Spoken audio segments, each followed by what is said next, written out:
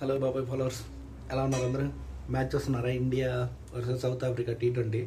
పొద్దున్నే ఎక్కడ నేను ఒక మీమీ చూశాను. మ్యాటర్ ఏంటంటే అక్కడ నిన్న రోహిత్ శర్మ, కోహ్లీ కలిసి గ్రోవెల్ అనే ఒక స్టేట్మెంట్ ఇచ్చాడు కదా కోచ్. ఆ కోచ్కి వార్నింగ్ ఎలా ఇస్తున్నారు, వాళ్ళిద్దరూ వెళ్ళిపోతున్నట్టు T20లోకి హార్దిక్ పాండ్యా ఎంటర్ అయ్యి గ్రోవెల్ అంటే మీనింగ్ ఎలా ఉంటుందో చూపిస్తుందని ఒక మీమీ చేశాడు వాడు. ఈ మెంటలోడు వచ్చాడు ఏంటంటే కోచ్ ఫీలోడు. అలాగే ఈరోజు పర్ఫార్మెన్స్ ఇచ్చేసాడు హార్దిక్ పాండ్యా. దుమ్ము రేపేశాడు. 4 సిక్స్లు, 6 4లు, 59, హాఫ్ సెంచరీ కొట్టేశాడు. అసలు ఏ మైండ్తో వచ్చాడో తెలియదు. మ్యాచ్ మొత్తం తీశాడు ఈరోజు.